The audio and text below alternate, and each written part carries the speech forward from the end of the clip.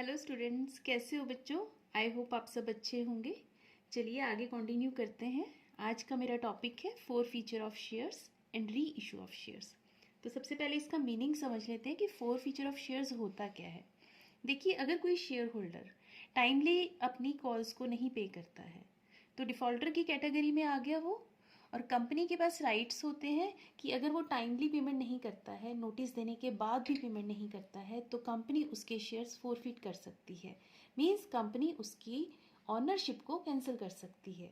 तो हम क्या कहते हैं उसको, 4 फीचर ऑफ शेयर्स का मतलब क्या हुआ, cancelling the shares for non payment of calls amount. लेकिन अगर ये आर्टिकल ऑफ एसोसिएशन में परमिशन है तभी ये पॉसिबल हो पाएगा। क्लियर। तो इसका अकाउंटिंग ट्रीटमेंट मैं बताऊंगी, उसके बाद एक एग्जांपल के थ्रू आपको और क्लियर करने की कोशिश करूंगी। ठीक है। तो इसका अकाउंटिंग ट्रीटमेंट में फर्स्ट कंसेप्ट आएगा, if shares were originally issued at par.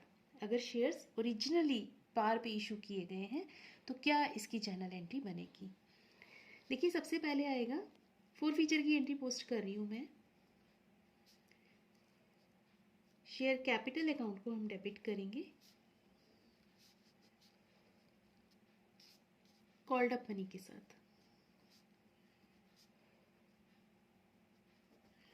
Called up money का मतलब होता है कंपनी ने कितनी कॉल किया है, कितनी मनी को कॉल किया है फ्रॉम अ शेयर होल्डर। तो कॉल्ड अप मनी के साथ इसको डेबिट करना है। क्रेडिट करते हैं अनपेड कॉल्स को, जिसको कॉल्स इन एरियर्स भी कहा जाता है। तो अनपेड कॉल, कितनी कॉल किया था कंपनी ने और उसमें से क्या अनपेड रहा वो क्रेडिट हो जाएगा। जो बैलेंस अमाउंट है वो शेयर्स फोरफिट हो जाते हैं। तो शेयर्स फोर फीचर अकाउंट।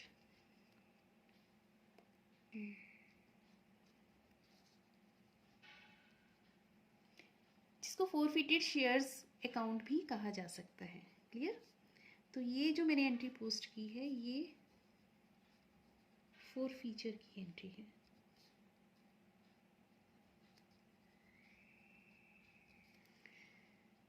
हाँ जी, नरेशन वही रहेगा इसका, बीइंग शेयर्स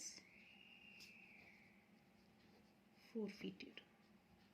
सिंपल सा पॉइंट है बेटा कि कंपनी ने किसी शेयर होल्डर से कुछ मनी कॉल की, उसमें से कुछ उसने नहीं पे किया, जो अनपेड अमाउंट है या कॉल्स इन एरियर्स हैं, जिसकी वजह से उसके शेयर्स फोरफिट कर लिए गए। तो जितना भी मनी कॉल किया था उसमें से आप क्रेडिट करेंगे अनपेड कॉल को, बैलेंसिंग फिगर जो रहेगा वो आप शेयर फोर फीचर अकाउंट में ट्रांसफर करेंगे।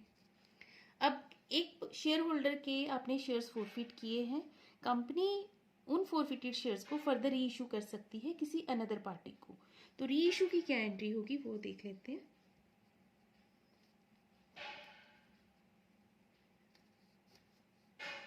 जब री इशू करना है तो कंपनी फिर से फंड्स रिसीव करेगी, तो आप बैंक अकाउंट को डेबिट करेंगे